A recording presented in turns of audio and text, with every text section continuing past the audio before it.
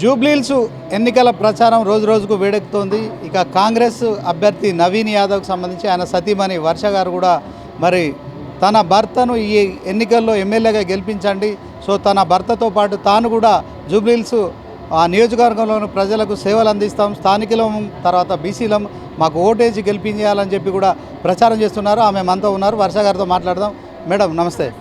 ఎట్లా జరుగుతుంది మేడం ప్రచారం? అయితే చాలా బాగా జరుగుతుందండి. అందరు చాలా మనకి వన్ సైడ్ అని చెప్తున్నారు.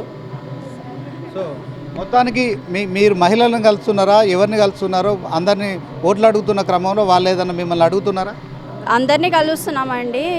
ఇప్పుడు మనం చూసుకున్నట్టయితే ఎస్పీఆర్ హిల్స్, యూసుఫ్గూడ, రెహమత్ నగర్, మళ్ళా యాదగిరి నగర్ అన్నిటి దగ్గర సేమ్ ప్రాబ్లం అండి. డ్రైనేజ్ ప్రాబ్లము, వాటరు, నాలా, స్ట్రీట్ లైట్స్, అసలు రోడ్లు అయితే ఇంకా విపరీతం.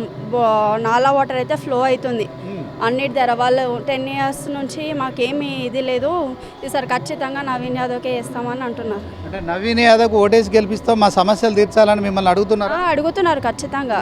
ఆల్రెడీ కొన్ని శాంక్షన్ అయినాయి మన కాంగ్రెస్ ప్రభుత్వంలోనే, రోడ్లు కానీ నాలాలు కానీ శాంక్షన్ అయినాయి. కొన్నిటి దగ్గర రోడ్లు అయిపోయినాయి కూడా అండి. బీఆర్ఎస్ ఆ పార్టీ ఒక విమర్శ చేస్తుంది, రౌడీ షీటర్ ఫ్యామిలీకి సంబంధించిన నవీన్ యాదవ్కు టికెట్ ఇచ్చారని చెప్పి జరుగుతున్న ప్రచారాన్ని మీరు ఎట్లా చూస్తారు? అది వాళ్ళకే వదిలేస్తాం, అది ఫాల్స్ న్యూస్. ఏదైనా మేము తీసుకుంటాము, ఆశీర్వాదం లెక్కనే అనుకుంటాం, కానీ దానికి మేమేమి మాట్లాడము. ఓకే, ఓవరాల్గా నియోజకవర్గంలో మీరు ప్రజల్ని కలుస్తున్నారు కదా, ఇప్పటివరకు ఎంతమందిని కలిసిరు? వాళ్ళు కోరికలు ఏంటి? వాళ్ళకి వాళ్ళే మిమ్మల్ని ఏం సమస్యల గురించి చెప్తున్నారు? మీరేం వాళ్ళకి పరిష్కారం చెప్తున్నారు? అదే అండి, రోడ్, డ్రైనేజ్, ఇవే అన్నిటి దగ్గర సేమ్ ప్రాబ్లం అండి. మనం శ్రీనగర్ కాలనీలో అయితే కూడా వాళ్ళు కూడా సేమ్ గత 2 years నుంచి డ్రైనేజ్ వాటర్ ఫ్లో కావడం చూసి మన కాంగ్రెస్ ప్రభుత్వం వచ్చిన తర్వాతనే ప్రాబ్లం సాల్వ్ అయిందని వాళ్ళు కూడా మనకి సపోర్టివ్గా ఉన్నారండి. నిన్నంతా మేము శ్రీనగర్ కాలనీలోనే చేసాము. ఓకే, మహిళలకు సంబంధించిన అంశంలో 6 గ్యారెంటీలు అమలు చేయడంలో మరి కళ్యాణ లక్ష్మితో పాటు తులం బంగారం ఇస్తా అన్నారు. అదే క్రమంలో 2500 పింఛన్ కూడా ఇస్తామని చెప్పి కాంగ్రెస్ ప్రభుత్వం చెప్పింది కదా, ఆ ఇంపాక్ట్ ఇక్కడ ఏమైనా ఉందా? మీరేం చెప్తారు? ఏం లేదండి, వాళ్ళు కూడా ఏమంటున్నారంటే గత ప్రభుత్వం 10 years నుంచి చేస్తున్నారు కానీ వాళ్ళే కూడా కొన్ని అమలు కాలేవు కదా. ఈ ప్రభుత్వం వచ్చి 2 years అవుతుంది, మేము రేషన్ కార్డు వచ్చి సన్న బియ్యం తింటున్నాము, మాకు చాలా ఎప్పుడు మేము తినలేదు అని చెప్పి వాళ్ళు కూడా మంచి స్పందిస్తున్నారండి. అంటే మీరు ఇప్పుడు ప్రచారంలో మీ దృష్టికి వచ్చిన సమస్యలు ఏమున్నాయి చెప్పండి? అదే చెప్పాను కదండి, నాలా, డ్రైనేజ్ మెయిన్ అవే ప్రాబ్లమ్స్. ప్రతి దగ్గర road, drainage, water flow, street lights, water problem ఇంకా ఇది మెయిన్ సమస్య అండి. మంచి వాటర్లో డ్రైనేజ్ వాటర్ కలవడం, ఏ కార్పొరేటర్కి చెప్పినా ఇప్పుడు వాళ్ళు ఎవరు పట్టించుకోవట్లేదు. డ్రైనేజ్లో మాత్రం వాళ్ళ ఇంటి ముందరనే తీసి పెడుతున్నారు కానీ ఎవరు క్లీన్ చేయట్లేదు.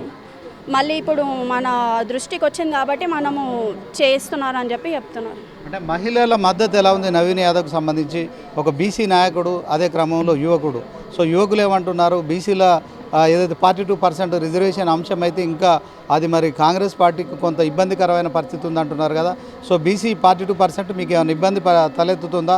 అదే క్రమంలో మరి యూత్ కూడా, ఈయన యువకుడు కనుక మరి ఖచ్చితంగా ఉద్యోగాల విషయంలో కావచ్చు అట్లాంటి వాటికి సంబంధించి మిమ్మల్ని అడుగుతున్నారా? మీరేం చెప్తున్నారు?